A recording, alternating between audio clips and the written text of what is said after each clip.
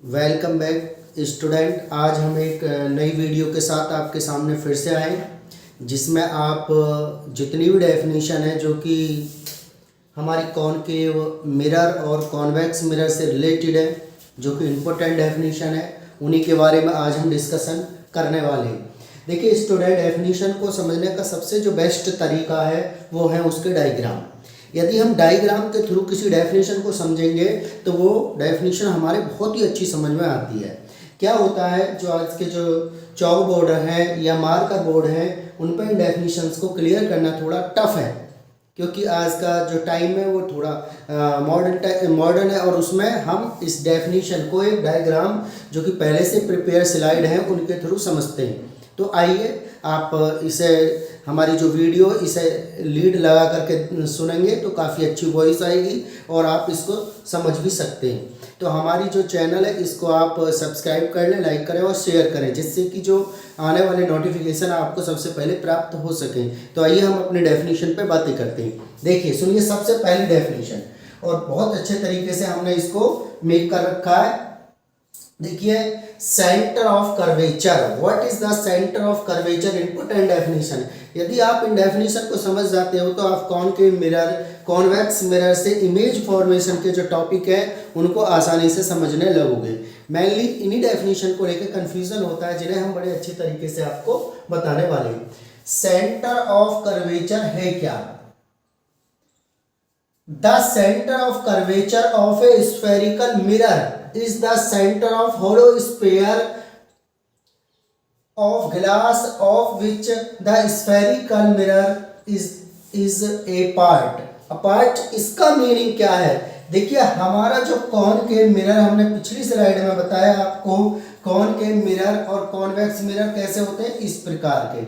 अगर हमारा reflective part inward वाला है तो ये कैसा होगा, कॉनकेव, और इसके अपोजिट ये वाला जो होगा क्या होगा, अगर इसका आउटवर्ड रिफ्लेक्शन करता है तो ये कौन सा होगा, कॉन्वेक्स। तो स्टूडेंट, इसका मीनिंग एक तो है कि ये जो होते हैं कॉन्वेक्स मिरर हो या कॉनकेव मिरर हो या कॉन्वेक्स मिरर हो, दोनों ही स्फेरिकल जो स्फेयर होता है उसी के पार्ट होते हैं। देखिए, जैसे इतना पार्ट हमारा क्या है, ये मिरर का, तो जब ये मिरर का पार्ट मिरर है तो ये पार्ट किसका, स्फेयर का, क्योंकि जितने भी मिरर बनते हैं स्फेरिकल मिरर, ये किससे कट किए जाते हैं, स्फेयर से ही कट किए जाते हैं।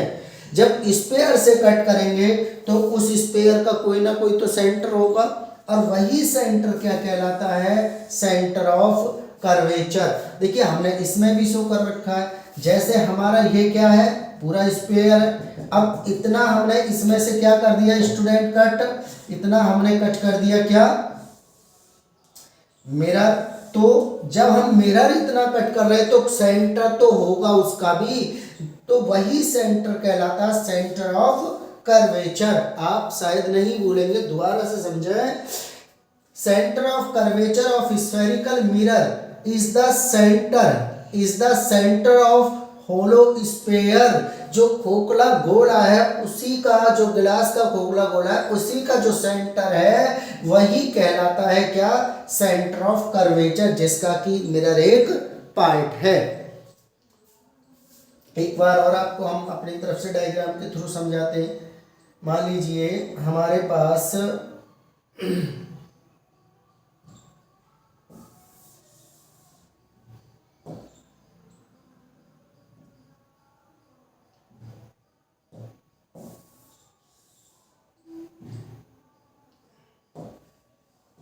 देखिए स्टूडेंट, ये मान लीजिए कि हमारे पास ये कोई स्फेयर है।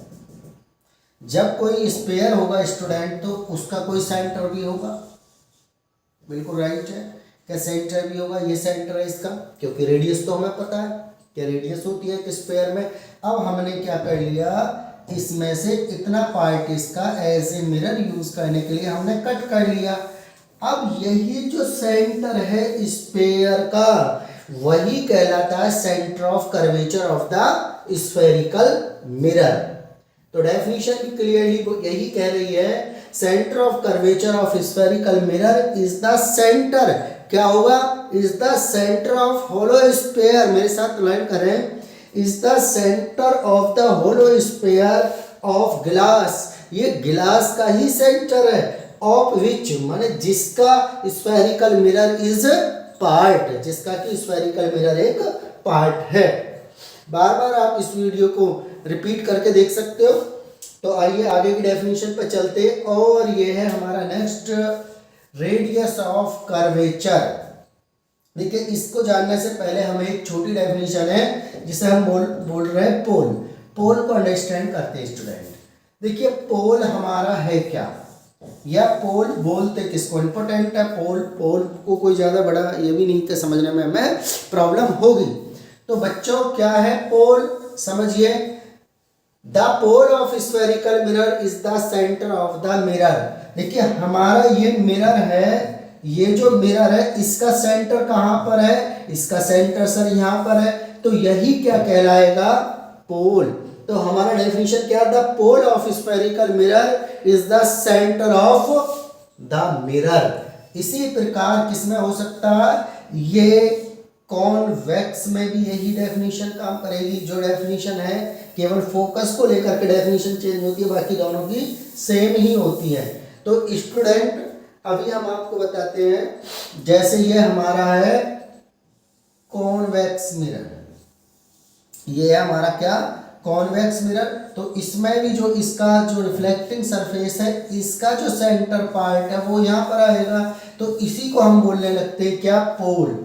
The pole of a spherical mirror is the centre of mirror. तो बड़े आसानी से आपको लर्न कर लोगे, जो हमारा स्फेरिकल मिरर है उसका जो सेंटर होगा उसी को बोलते हैं हम पोल। अब आते हैं हम रेडियस ऑफ कर्वेचर। देखिए स्टूडेंट हमने क्या दिखाया आपको कि इसमें एक ये बच्चा है, और बच्चा क्या कर रहा है, एक बॉल को लिया एक थ्रेड में धागे में और उसको घुमाना स्टार्ट कर देता है। तो स्टार्ट करता है, तो ये जो पार्ट है ये क्या है, आप मैथ के अकॉर्डिंग बड़े आसानी से समझ लोगे, ये क्या पार्ट है इसका, रेडियस। क्या है इसका, रेडियस। तो यही सेम डेफिनेशन अप्लाई हो जाएगी किस पर, मिरर वाले केसेस में। तो क्या डेफिनेशन होगी मिरर वाले केसेस में, वो अब हम आपको बताते हैं। देखिए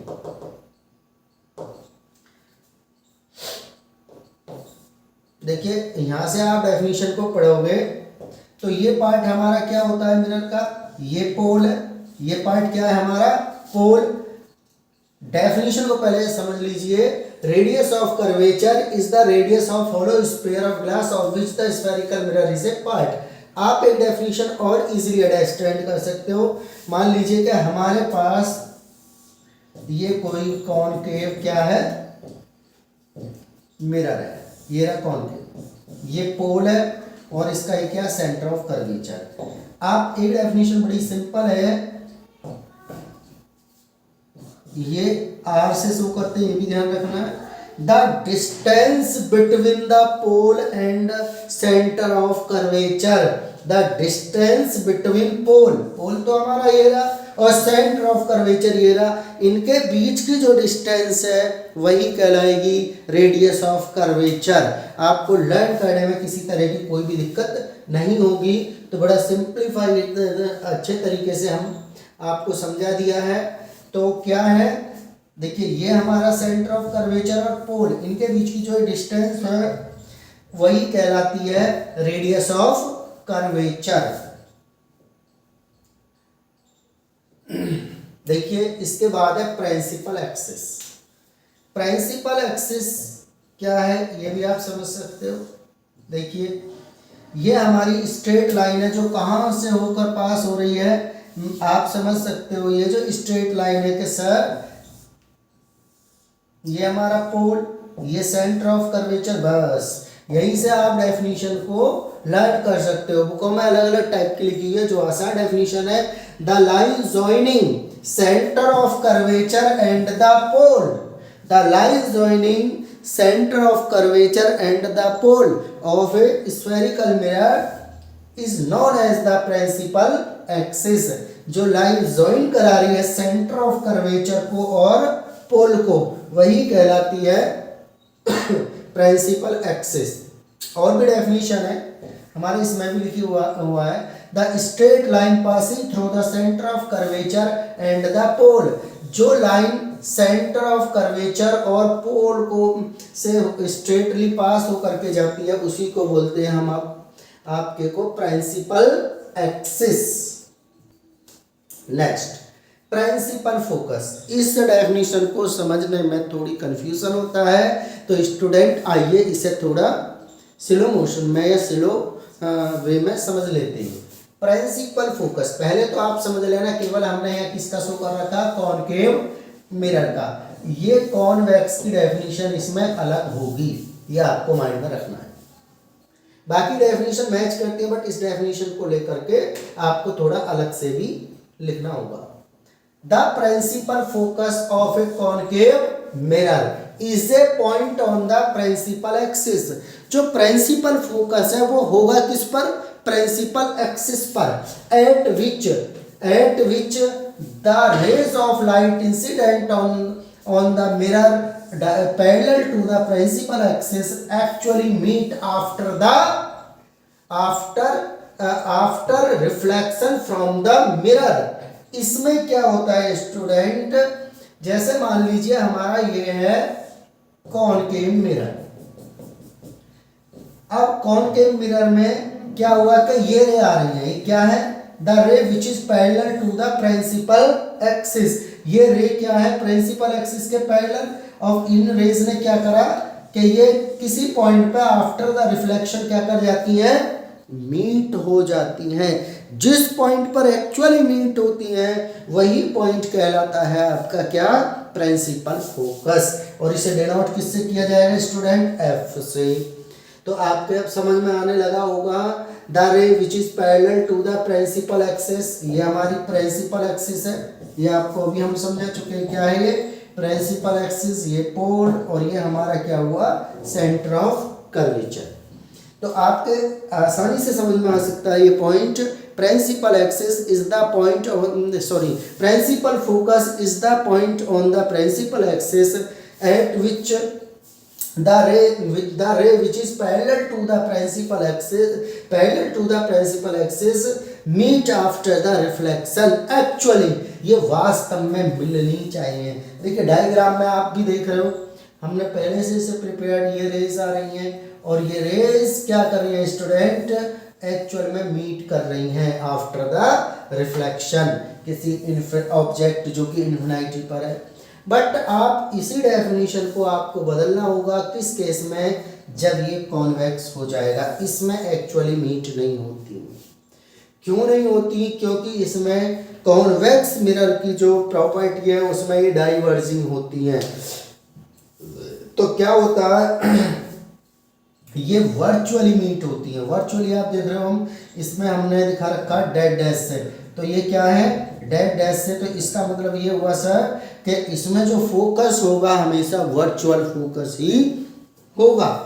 जो फोकस होगा कैसा फोकस होगा, वर्चुअल फोकस, जबकि इसमें कैसा होगा, रियल फोकस। तो आप इन डेफिनेशन को समझ में आ रहा होगा। तो आपके और एक हमारी डेफिनेशन आती है फोकल लेंथ के लिए। ये भी सिंपल है student, the distance between the pole and the focus point. The distance between the pole and the focus point. देखिए हमारा पोल ये है और ये क्या है, फोकस। इनके बीच की जो डिस्टेंस है वही कहलाएगी फोकल लेंथ। तो आप इसको समझ, ये तो कोई बड़े सिंपल डेफिनेशन है। तो स्टूडेंट आप अगर इन डेफिनेशन को डायग्राम के थ्रू समझोगे तो शायद ही आप कभी इन्हें फॉरगेट या भूल सकते हो। तो आप डेफिनेशन को अच्छी प्रकार से समझने के लिए इन्हें बार बार वीडियो को देख सकते हो। और जो आगे ये हमने इसका पार्ट 2 अपलोड कर दिया, तो आप इसके बाद की जो नेक्स्ट वीडियो भी आपको मिलती रहेंगी। इसलिए आपको फ्री ऑफ कॉस्ट हमारी वीडियो और हमारे चैनल को देखते रहिए। तो एक लास्ट और है, इसको देख लेते हैं। फोकल लेंथ हम समझ चुके हैं। लास्ट में आता है the spherical mirror of small aperture.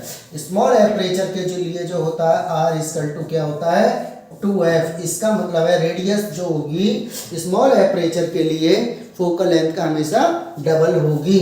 तो ये भी आप लर्न कर सकते हो। आगे की वीडियो में हम आपको रूल्स ऑफ चेयरिंग इमेज समझाएंगे, कई सारे पॉइंट है जो कि अच्छे अच्छे से जिससे बड़े मार्क्स आप गेट कर सकते हो।